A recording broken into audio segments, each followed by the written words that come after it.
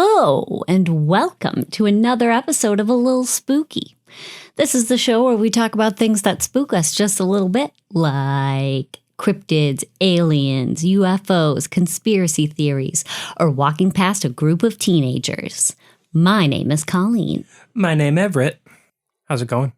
Pretty good. Do teenagers scare you as much as they scare me? They're always telling me that, your clothes are bad, your hair is bad. How often do you come in contact with teenagers? I don't know. I get afraid when I see groups of them. Like they're plotting something? Yeah, they're mean. I'm sure we have many teenagers listening to this now, and I'm just going to go on the record and say, you don't scare me, but I also don't care. Colleen apparently hates you. Sorry. I don't hate you. I just want you to like me. I don't hate you. Just please like me. All right. What are we talking about? Well, Colleen, we've had episodes before where we kind of talk about like a grouping of things. Like, every society has like a vampire-esque story, it seems at least, or a different version of sleep paralysis versus nightmare versus everything else similar. Right. And I feel like this episode might open a can of worms. Because we're going to talk about worms. Now, I just want to say, and we're going to talk about 3 main worms today, but it's surprising how many monster worms are in existence across the entire world. Worms are gross. Worms are scary. They're so alien compared to mammals. They're like... No way. Shut up. They're like bald, squishy, sometimes have like 2 heads things, or whatever. And they're just a tube. I mean, like there is nothing farther... Well, fish are pretty wacky, but at least they have eyes and a mouth. There's like nothing farther removed from a human being than a worm. I won't touch one. And you know what? They're like gross when they are all squishy after it rains, and then they get all like crispy when they dry out. It's disgusting. Stop it. You're making it sound appetizing. Squishy, but then a little crispy after a while. Well, yeah, we're talking about some worms today, and I want to just start off with the one we've already talked about. Okay. If this is your first episode or you just recently started the podcast, one of our very early episodes, we had what I called a cryptid battle extravaganza. And one of the contestants in that tourney was the Mongolian death worm. I believe it won. Spoilers. Oh, sorry. Anyway. You didn't hear anything. We won't spend too much time on it because we've talked about it already, but just to kind of have it fit in here. The Mongolian death worm is a creature that lives underground in the Gobi Desert. When it's directly translated, it translates to large intestine worm because of its appearance. I mean, don't all worms look like intestines? Well, there's something specific about this one. So, in 1922, Mongolian Prime Minister Damdin Bazar I like it. actually gave a description of the worm. Like he saw it. I don't know if he's saying he saw it, but he gave an official description of the worm. Like the government description? Well, he specifically did. Okay. He says, and this is a direct translated quote, "It is shaped like a sausage, about 2 feet long, has no head nor leg, and it is so poisonous that merely to touch it means instant death.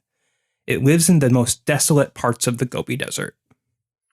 Okay, so aren't there like wormy fish things that are pretty much that? Like if you touch it, you die? You mean in general? Yeah. I don't know about that specific geographic area, but yeah, for sure. No, not in the Gobi Desert. I guess I'm just talking about, like, that's not... It is... completely far-fetched. I mean, it's a big old worm. Yeah, it's not completely far-fetched.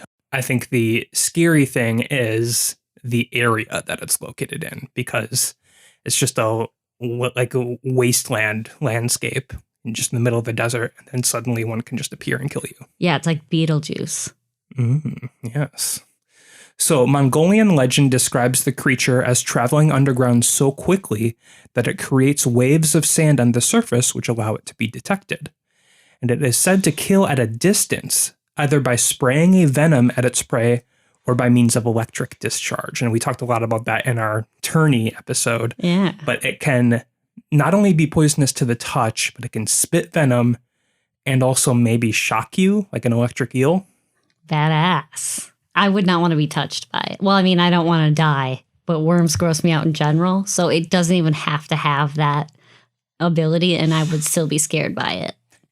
So a lot of locals, I should say, do believe in this. Oh, really? Yes. Okay. Or especially in decades past. Maybe not so much anymore. Sure. But it was definitely a local legend that was very popular.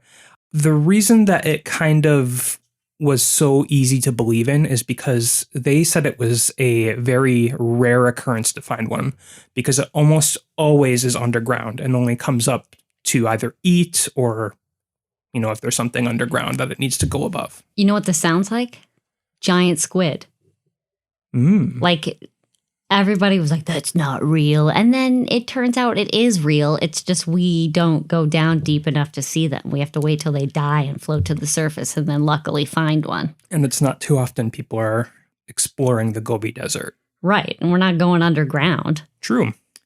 Well, it's rarely seen by locals, as I said, and they actively avoid worms when they do supposedly see them because they fear for their safety, of course. Sure. And modern depictions of the worm say that it has a dark red color similar to blood. So that's maybe why it gets the name large intestine worm. And it never gets larger than 3 feet. So for a giant worm creature, that's actually not too big. No. There are real earthworms bigger than 3 feet in existence. This doesn't sound... Okay, the electric impulsy thing sounds a little bit like they're just adding on extras to it, but it doesn't seem that far-fetched at all. The poisonous thing and the electric, yes, that seems a little far-fetched, but in modern depictions also, it's depicted to have spikes on both ends. On both ends? Yes. Like, it's just pointy? It's got spiky protrusions from each end. So it's hard to tell whether it's a head or the end. Oh, okay. Like a caterpillar. A lot of caterpillars do that. Sure, I'm just picturing a tube with a spike on each end, and to me, that's just a pointy tube. No, not just one spike. Right, I think there's a protrusion of several spikes. I got it. So this is something we didn't talk about in the previous episode. We were talking about the death worm. In 1990, and also again in 1992, a man by the name of Ivan Mackerel led small expeditions into the Gobi Desert to search for the worm. And he was inspired by Frank Herbert's novel Dune, which is now, of course, the extremely popular movie. Nice. In which a giant fictional sandworm can be brought to the surface by rhythmic thumping. So I know you haven't seen the movie. I don't know if you've read the book. I have not. But I think the idea is if you have a mechanism that's strong enough to send like shock pulses into the ground, it will attract it to the surface. Isn't that true of regular worms? Maybe. I have no idea. I guess I don't. It sounds familiar, but I also could be completely wrong. So Mackerel was inspired by this, so he actually created his own device. It was a motor-driven, what he called thumper, and I think that's straight from Dune, too. And he used small explosions as well to try and rise these death worms to the surface. These searches in 1990 and 1992, as well as several other searches by others since then, ended in failure. Now, the Gobi Desert is a large place. Yes. It would be... I doubt that these worms would be located across the entirety of the desert. You kind of have to would know where a pocket of wormies is. Well, so, you'd basically have to do this thumping across the entire desert. Maybe, maybe not. We're under the impression that this creature can move extremely fast underground. So it probably traverses the whole desert, I would imagine. But even so, there's been no official sightings of the worm or evidence of its existence, other than local legends. Now, my question is, it's a worm, it's not a snake. No.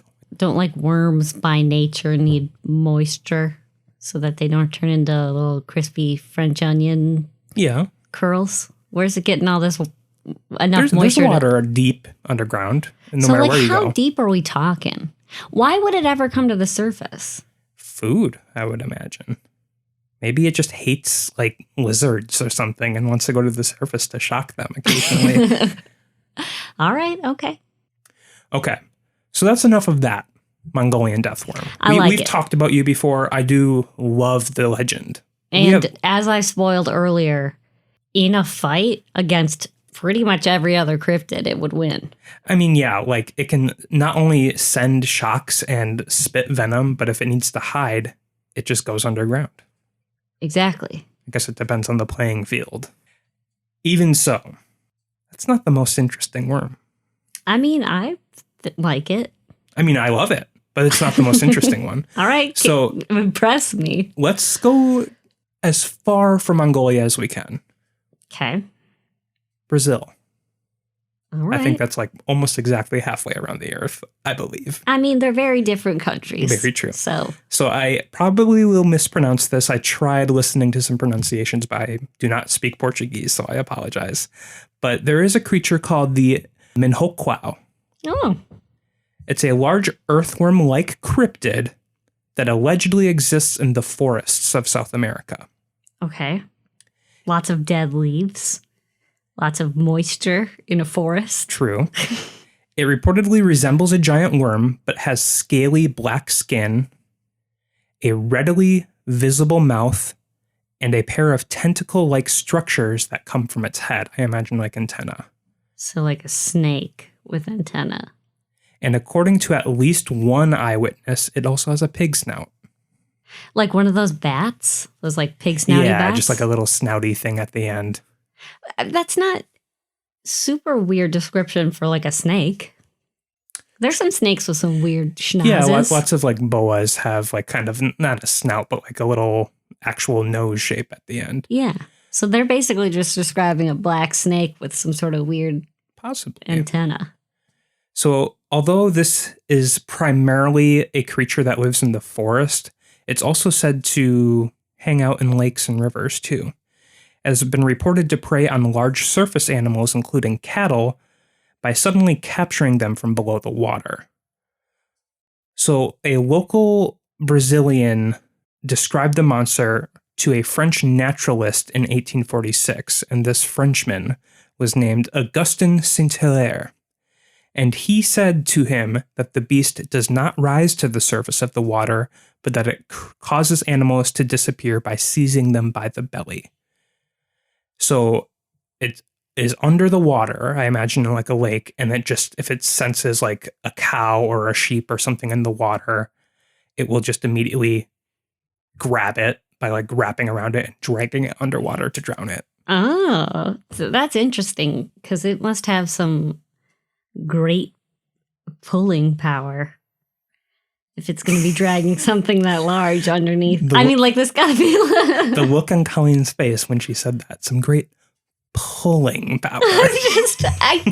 I can't keep myself underwater. Granted, I am not a water surviving being. You're not a water dweller. Right, but I imagine it would be very difficult for something the size of a snake to wrap itself around a cow and drag it underwater and keep it there.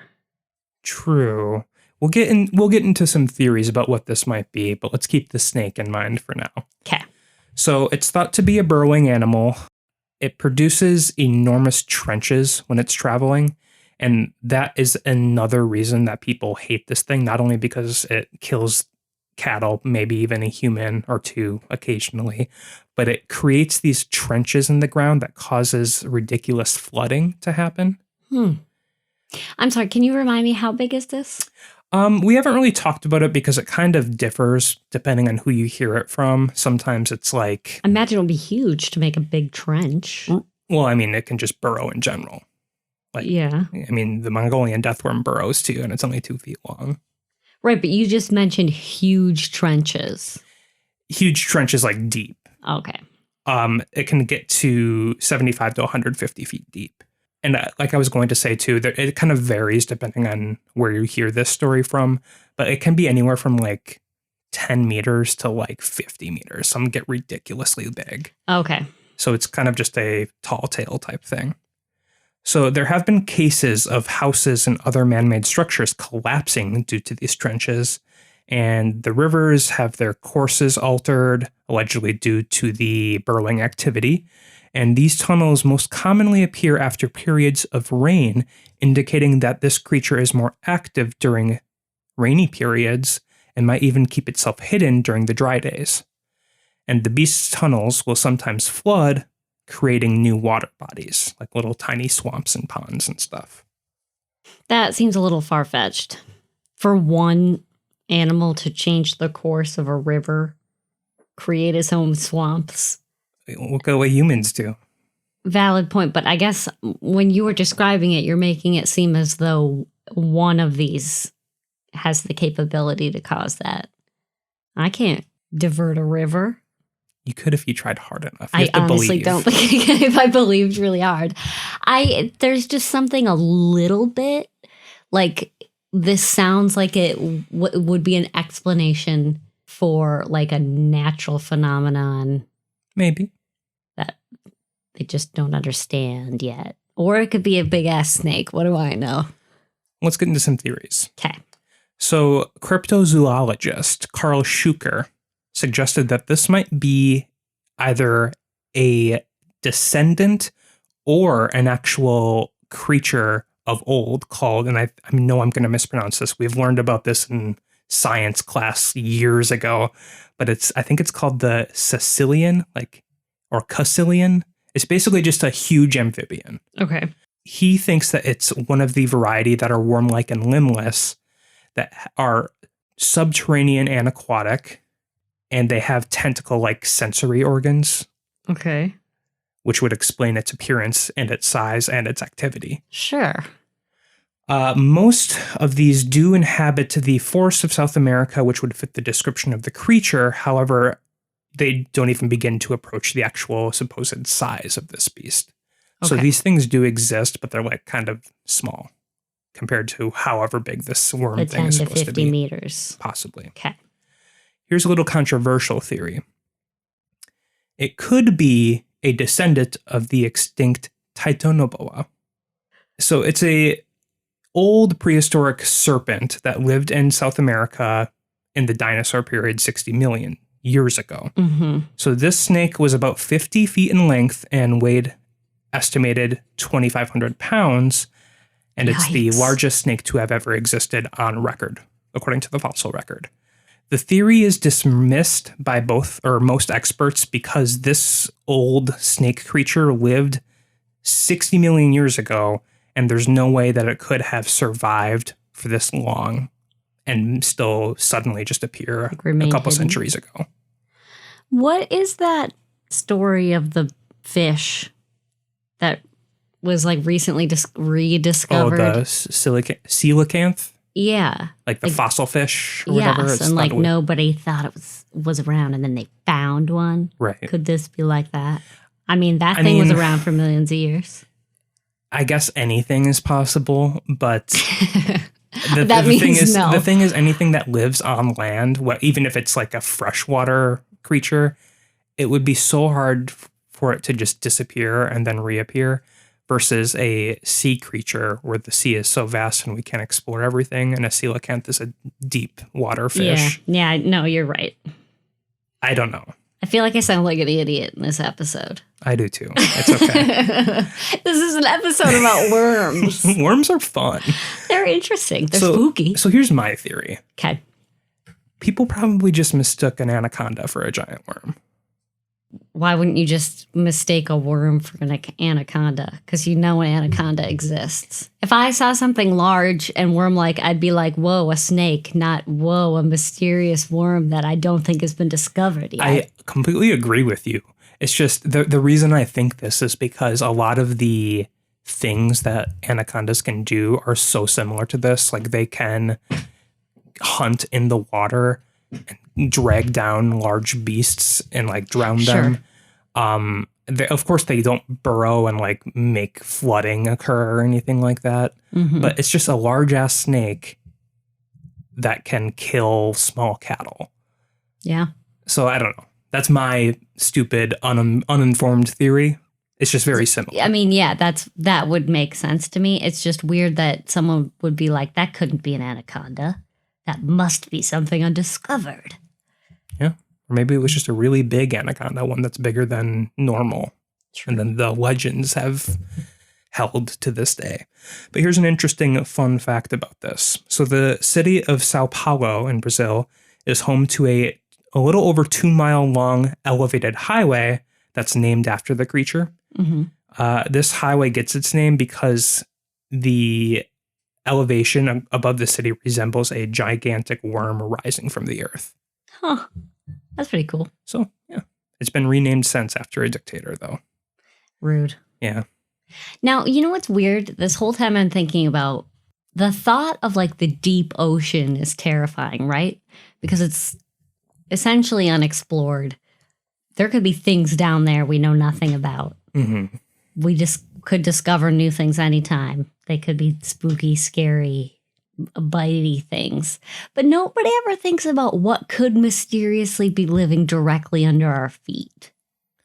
Crab people. Crab people. It's interesting because, like, of course, if you dropped me in the ocean, I'd be like, oh, hell no. But it's kind of the same if you stand in the middle of a big old field. How much shit's going on beneath you? Especially if these worms exist. I guess. I mean, worms, like actual earthworms, can get huge too. Like I think they can get to like 5 feet long. Maybe even bigger. I don't know. I have no idea. What's stopping them? They're just big old tubes with like a mouth on one end and a butthole on the other end. Is there like some sort of, aside from the pressure of the ground? That's why they're so malleable, so they can withstand the That's pressure. what I mean. Like I feel nothing's stopping you from becoming the world's biggest worm. Let's leave Brazil. Okay. Let's go up north to our area of the world. So I'm going to be kind of loosely using the term worm for this one, but it acts very similar to the 2 previous worms we discussed. Okay. Hit me. It's called the snow wasset. Have you heard of it? Not in the slightest. The snow wasset is a huge animal, 4 times larger than a wolverine, and said to be 40 times as active. Okay, but when you say wolverine, I'm thinking of anything but a worm. Does this have legs and fur? Get there. So it's not a worm at all? No, we'll get there. Okay. Its habitat is migratory. Okay. But unlike other animals, it spends most of the summertime asleep, hibernating, and it's much more active in the wintertime. It loves the cold temperatures and avoids heat at all costs. Okay. It spends the summer months up north in areas around Newfoundland and Labrador, and it migrates southward in the wintertime to the areas around the Great Lakes. Okay, I'm sorry, you said this was a cryptid? Mm-hmm. How do they have proof of its migratory patterns? Good question. So, in the summertime, it grows extremely small, short, but functional legs. Okay. Which are used to move from the sun and seek out shady and cooler spots for it to not die. So we talking like caterpillar legs, like those little nubbins? Enough to allow it to move. Okay. I imagine kind of like maybe a salamander, because it's got legs that can move. We're talking about like, they're not just little nubbins then, they're legs, articulated legs with like knees and stuff. Yes, that allow it to move. It doesn't move much in the summer, but it allows it to move like from the sun to the shade when it needs to. Yuck. And it's said to like to hibernate in cranberry bogs. Okay, so Wisconsin. Mm-hmm. Probably a lot of them in Wisconsin. Now, where did this like originate? We're not done yet. Hold on.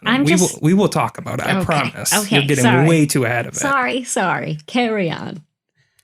So when it hibernates, it likes to curl up together into a little green ring because did I mention it has green hair in the summer? Hair. In the summer. So, like grass? Yes, camouflage. Summer's over. Summer is done. Winter has come. This is true. It's time to migrate. So what does it do? It sheds its legs off. Okay. No more legs. Worm now. All right. And it burrows like a serpentine predator, and it travels through snow. It loses its green color and becomes white, just like the snow. Okay. It migrates from up north, farther south towards the Great Lakes through the snow, catching animals when it can, anywhere from rabbits or, birds Okay. to wolves and deer and maybe even a human. So this is a large boy. Yes. Can it be anywhere between, I think usually it's said to be about 40 feet long, but it can get even bigger. There's tall tales of it being like 300 feet long. Oh, those are the tall tales? Mm-hmm. Now, there's a question that's been weighing heavily on my mind since you started this. Yes. Why, if they love the cold, why would they migrate south for the winter? Because it's still snowy and there's more activity farther south for hunting and eating. So, where the hell did this come from? We live in this area and I've never heard of this before. True. But we get distracted by the hodag, by the wendigo. Yep. We don't have time for hairy grass-like worms that are only around here 50% of the time. They could deal with those in Labrador. The reason that we haven't heard of it is because this is a dead legend. Or at least dead recently. It's thought to have originated during the lumbering days. And of course, those days aren't over, but they were much more... Where a lot of the towns up here, at least ones near rivers, originated as lumber towns. Yes. And now that lumber is gone. So according to legend, when people disappeared, specifically when lumberjacks disappeared in the snow, it was attributed to the snow wasset eating them. Because that was the only logical explanation. Wait. Do we have like the etymology of the word wasset? Do we know what that means? I specifically don't have the exact etymology, but it's said to be kind of weasel-like. So I imagine it's coming from like a weasel type creature. Okay, and this is like a white people legend. I think so. It sounds like it sounds like something we'd come up with. I think so. And the reason I say I think so is because Native Americans do come into play in a second. Okay. I keep interrupting. Sorry. So, and I mentioned this earlier too, but it's said to be 4 times larger than a wolverine, but 40 times as active, which means it has to constantly be eating in wintertime. Sure. It's constantly hunting. So if you spot anything moving in the snow that's huge, it's probably because it's hunting. Supposedly. Okay. So the only specimen of this beast that was ever examined by white men was an incomplete corpse of one on James Bay. They found one? Maybe. Is this like how people found a mermaid, but it ended up just being like a dead raccoon? You can be the judge. Okay. So people who were just around the area saw a Native American in a odd-looking canoe on the water. When they examined it, it appeared to be made out of the hide of a giant creature that was stretched into a perfect canoe shape. It was white, just like the snow wasset is supposed to be in the wintertime. And the pelt was like black, like most animals are, especially in this area, like a polar bear or most bears in general have black skin. There were no leg holes in this pelt, and it was perfectly adapted into the shape needed, and it was said to also be used as a sled by the Native Americans too. So did they ever think to like go up to them and be like, hey, so what's that made out of? I don't know. Because that could have solved a lot of problems. I see. When I read this, I thought maybe it's just like a freaking birch tree. That's canoe. what it sounds like to me. Like yeah, I don't know. I have one last thing about the snow wasset, and it's how to capture one. So, if you take deadfalls, so like I imagine it's just any sort of fallen tree, put them in an entire ring around the snow, and you have to organize a trap where if it goes anywhere in that circle, you can trigger the trap. So dozens of logs fall on top of it, supposedly killing it. Okay, so you can't live trap this bad boy that we know of. Well, it could kill it, but it could just pin it too. Sure. Because it's massive. Mm-hmm. Either 4 times as large as a wolverine, but I've seen other ones where it's like hundreds of feet long too. Because a wolverine's not that big. Okay. But you have to set up a ring of dead trees large enough to trap something that could potentially be hundreds of feet. That's a lot of work. It's most commonly said to be 4 times as large as a wolverine. So I just equate that to be the size of a small bear. Yeah, but a tube shaped because it's a worm, a mammalian worm. Yeah. Why dead trees? Can't we get a net or a lasso of sorts? Too fast. Okay. You got to just have a bunch of logs ready to fall into the snow all at once. I feel like a net would be faster than waiting for gravity. It can eat through anything, I imagine. But not trees? Well, if it's something that just strikes it, it might knock it out or just pin it down. Okay. All right. I'm going to trust you on this one. Those are my worms. Those are my worm tails. I liked it. I just think it's funny that, like, I mean, I wouldn't call this last one necessarily a worm. Well, it acts the same way as the other ones, though, where it burrows and like travels quickly underground. Yeah, like what do you think the source of that is? Like we've talked about in our vampire episode, there's plenty of things that could be attributed to being the source of the vampire legend, like specific illnesses being explained as vampires because like human knowledge of certain illnesses was not adequate at the time. So they came up with like the most reasonable explanation in their minds. Mm-hmm. What is it about humans around the world that would make them fear essentially a giant worm, although in different formats around the world? I'm going to equate this to the argument that I've been seeing a lot lately about capitalism versus post-capitalism. Okay. So these vampire legends are prehistoric legends. Yes, a lot of them are very, very old. We're in a post-intelligence era where we've been sentient and able to record history for thousands of years now. Sure. We need news stories. What's scarier than a giant burrowing snake-like creature? Yeah, but the cool thing about vampire stories is that they've persisted until today. I can't imagine. They're spooky stories. That's Colleen. true. I really That's like what them. I'm trying to say. I just want to know, like, I think that what I said at the beginning, worms are so far removed from our body experience as human beings that's why it would be if you spooky. hear that thumping in the background, that's our dog. Yeah, I'm sorry. She's the worst. That's all I had for worms. All right. If you have a worm tail, definitely let us know. About any kind of worm. Large worms. Don't talk about regular you can earthworms. You can tell if you have a spooky story about regular worms, you can send it That's over. true. Yes, actually, if it's spooky and worms are involved, let us know. I'm in a worm mood today. So send me your worms, not actual worms, but send me your worm tails. Your worm tails. Well, I'm about to sorry you're in a worm mood because we're about to completely pivot. Pivot.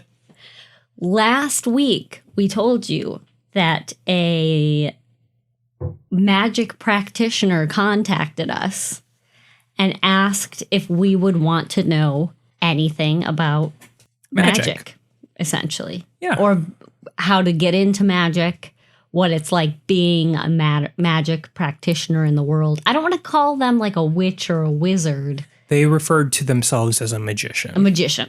Okay. Not like the magician of like, a top hat and a rabbit. Right. But they said that they're a magician. Okay. So I will refer to them as a magician. Of course, when we read this email, we were like, fuck yes, we would like to hear from a real magician. Mm-hmm. So we came up with a large list of questions because who doesn't have a billion questions for somebody who practices magic? Yeah.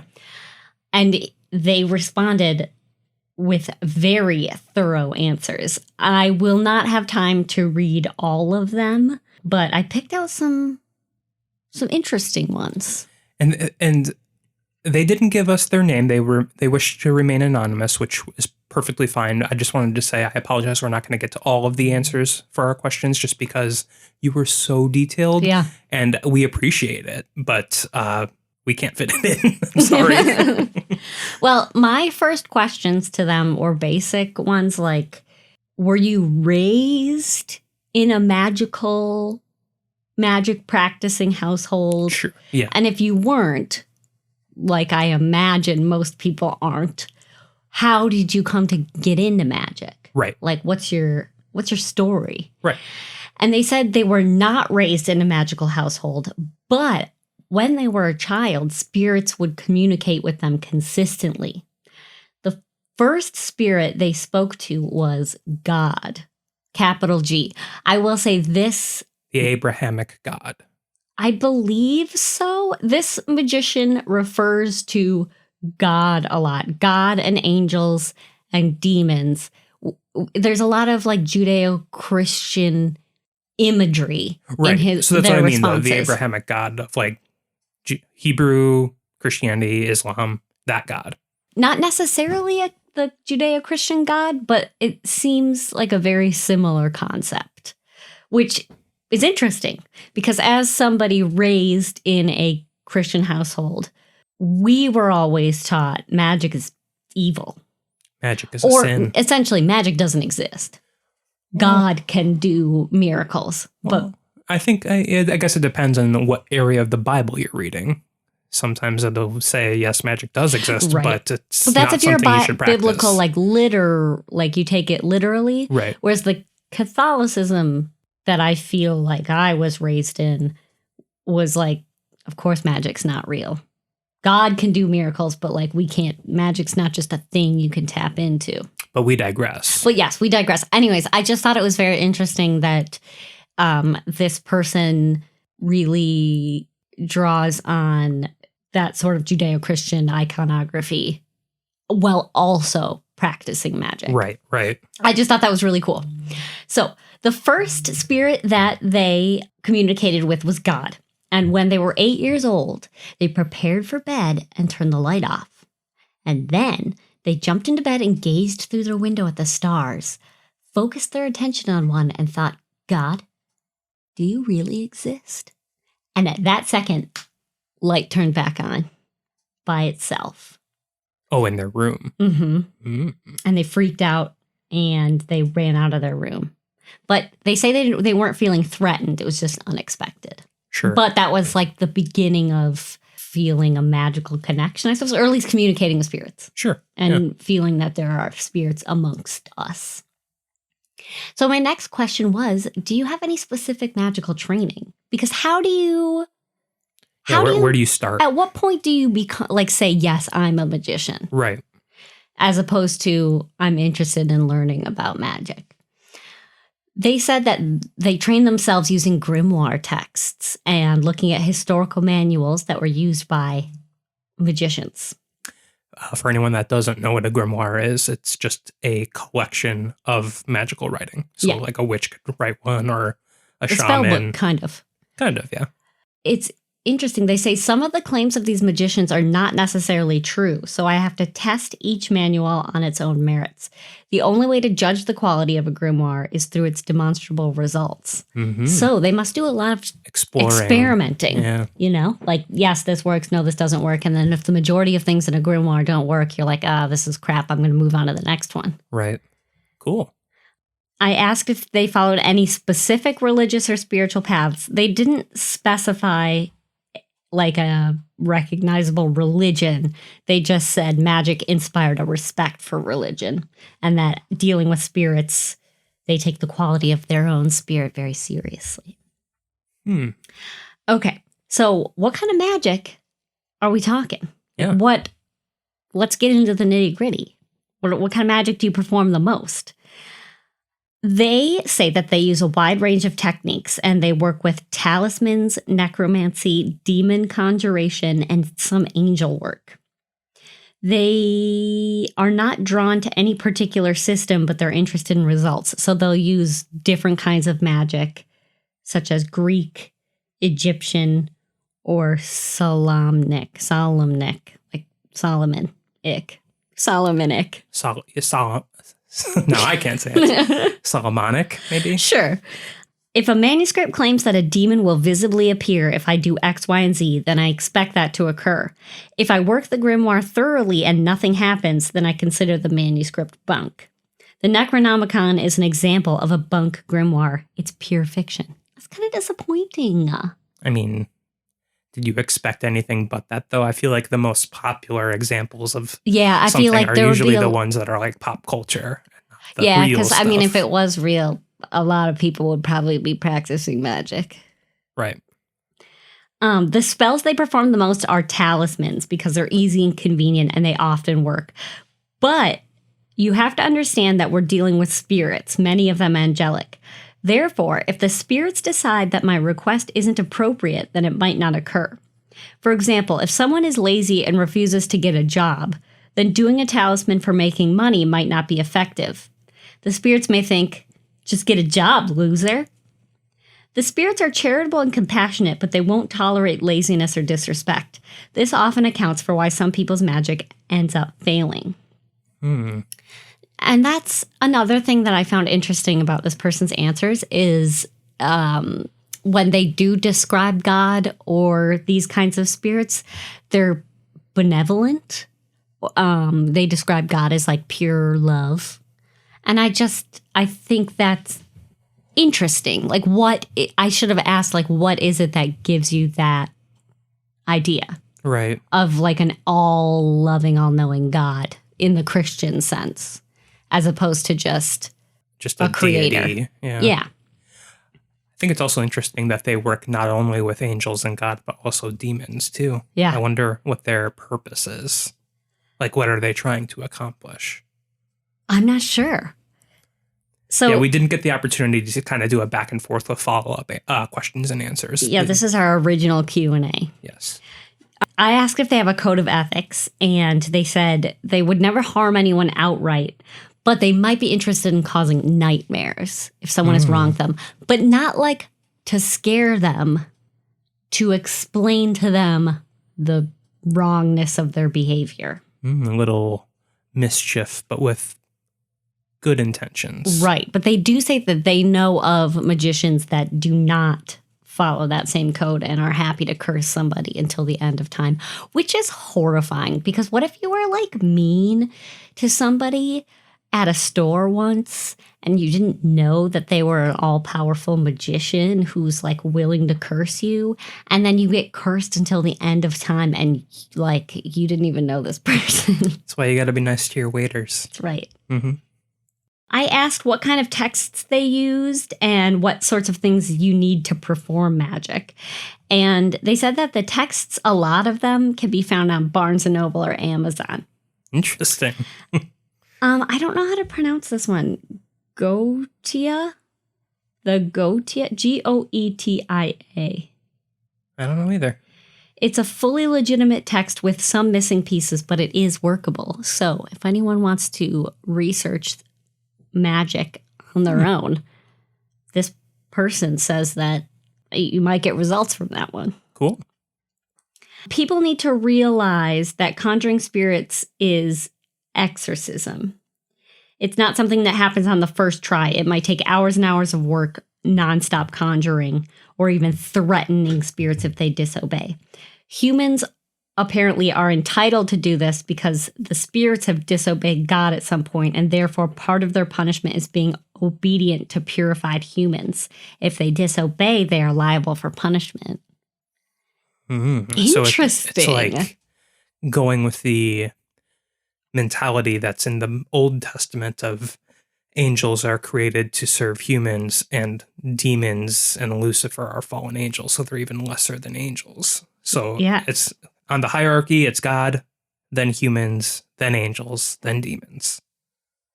No, because they state later that angels tend to like boss demons around and tell them what to do on Earth.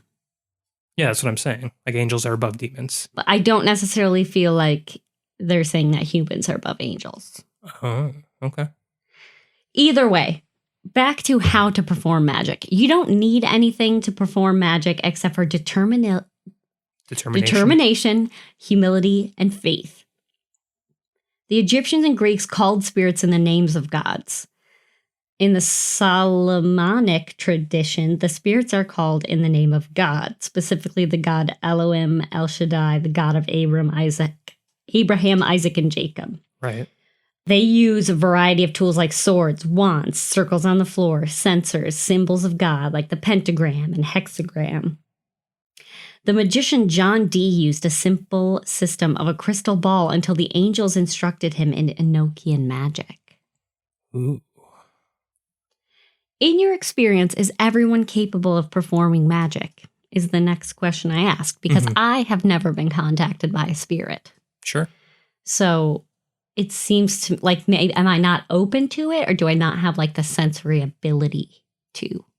Or you're just unlucky. Or I'm unlucky. They said that magic is about technique, and technique comes from principles of the spirit realm. The two realms, material and spiritual, are not different spatially, and they overlap each other.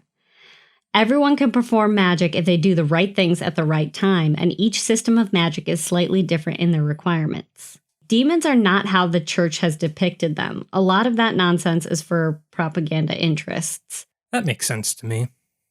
Like how... Right, so it seems to me like they're kind of using demon and spirit interchangeably, but like, demon has a negative connotation as opposed to angel. Or maybe just a lesser connotation. Yeah, potentially. I asked if magic was their full-time job. Like, do they sell talismans? And, yeah, maybe have like an Etsy shop or something. Well, no, not even that. But like you could, do you read tarot for people or like sell curses or spells? They said that they have a regular job. They're relatively normal, and you wouldn't expect them to be a magician if you saw them. They don't belong to a coven or anything. They're solo practitioner, but they have contacts. They say that if you look wide enough, there's a spiritual revival in the occult in general happening across the world. And this includes new interpretation of scripture, greater interest in mysticism, and a general call for people to return to spirituality. But it's difficult for people to get into magic because those sorts of communities have a lot of gatekeepers. They said gatekeeper is a word I reluctantly use, but they're more interested in preventing people from understanding magic and building up their own priesthood, which makes sense. Human greed. Well, and I can get that too. And I mean, for centuries now, maybe even millennia, like these older traditions of like traditional magic among your culture, you want to like, hold that close. You don't want people to take what's yours. Right. And magic is power. And why would you want other people to have that? Well, very true also. But I'm just thinking from a cultural perspective too. Like, you don't want someone to like, travel like for example, me, if I were to travel to Japan and get into like, Japanese mysticism, like I'm sure a lot of people in Japan would be upset if I did that because I'm taking their culture. Mm-hmm. Right. Yes.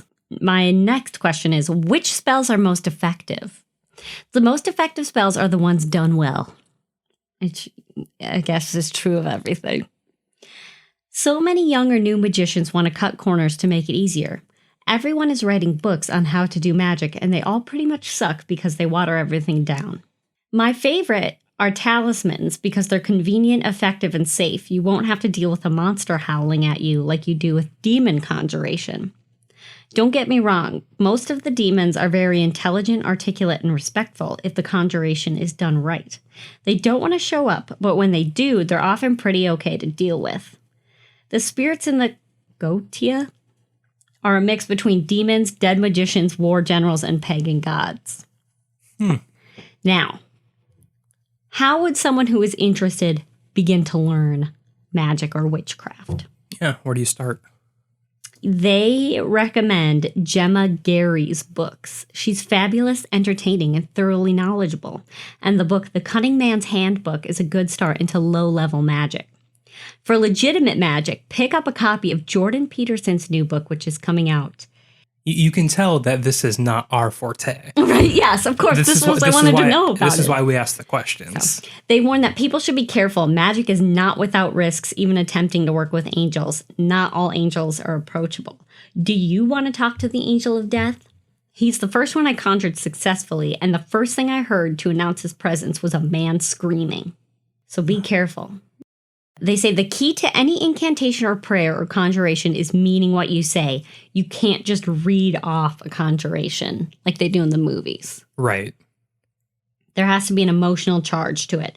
Like if you were poor and about to lose your house, your prayers would be potent. There would be sincerity in your mind and your soul, and that's how you need to approach magic, essentially. Is you need to believe that it can happen, and you need to have a legitimate sincerity for the reasons behind it. The faith and intent. It's not just the knowledge, but it's the will to do it.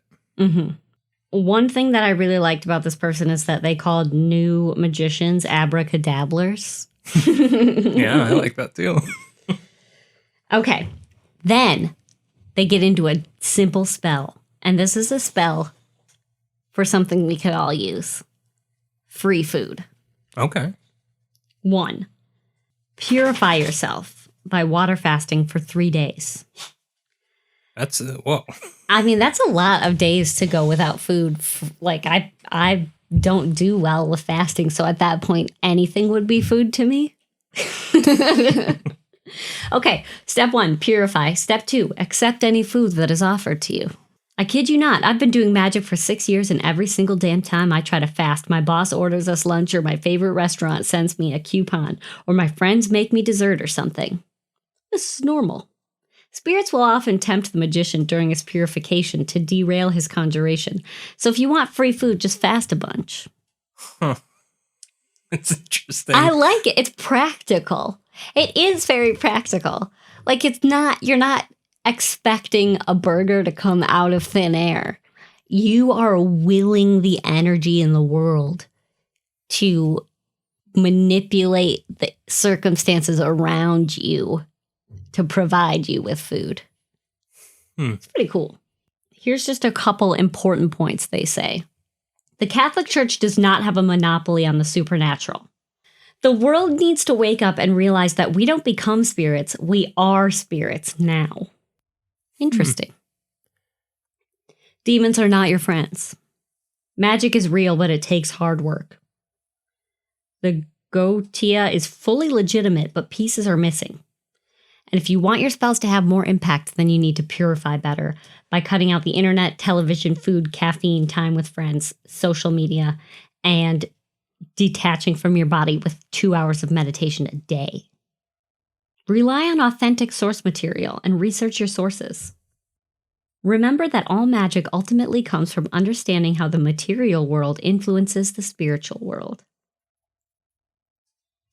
Now, I skipped a lot of questions with good answers, and their answers were like amazingly detailed, but I didn't want to get into all of them. However, they did send a follow-up email with some practical advice for some of us Lil Spooky listeners who may or may not live in a haunted house. Ooh. Tips for people living in haunted houses from a real magician. 1. Read the 7 penitential psalms, particularly Psalm 51. Recite Psalm 51 at noon and midnight for 7 days. 2. Get a devout priest to do a house exorcising and then a house blessing afterwards. 3. Fast for 3 to 5 days and pray the psalms. 4. Say prayers to Archangels Michael, Raphael, and Gabriel. 5. Get some asafoetida and burn it throughout the house. Afterwards, burn frankincense resin while praying to Michael and repeating the psalms. 6. If things are getting worse, try cutting up fruits and burying them at the 4 directions around the property in this order: east, west, north, south. I think what I find most fascinating about this person's practice is the mix between prayer and magic, and that it's not necessarily self-manifested, but you're asking God and spirits to provide something for you. And I think it's interesting, too, the combination of like Abrahamic religions and magic. Yeah. Because that's not something that's super common. At least I haven't been exposed to that, because that's usually that I've seen pagan religions that are the ones that are magic practitioners. Mm-hmm. Well, because I guess, and again, the way we were raised as Catholics is that you are supposed to put all of your trust and faith in the one true God who should be the one who's able to perform miracles. And you do not have that power because you are not God. Right. Whereas adding magic to that kind of insinuates that there's like a... Not as much of a need for God.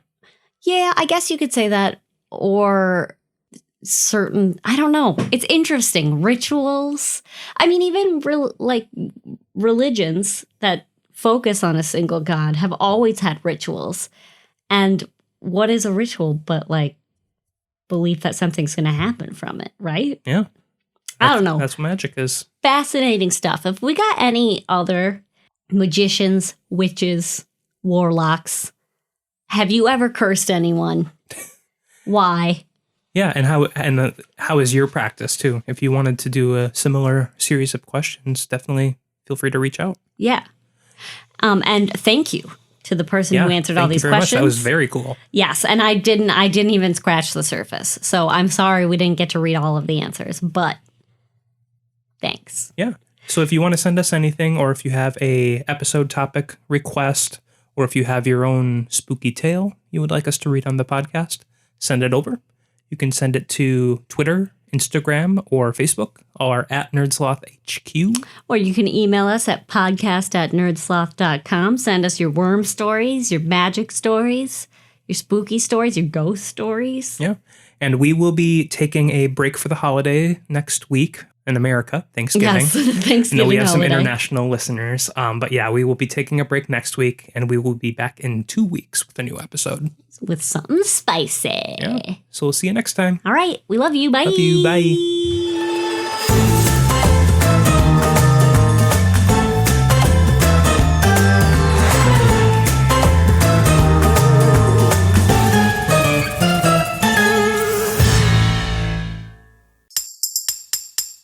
Presented by NerdSloth, a place for lazy nerds. If you like what you heard, consider donating at patreon.com/nerdsloth so we can continue bringing you quality shows. Be sure to also leave us a review and share your favorite episodes and clips on social media. If you're looking for more content, visit us at nerdsloth.com.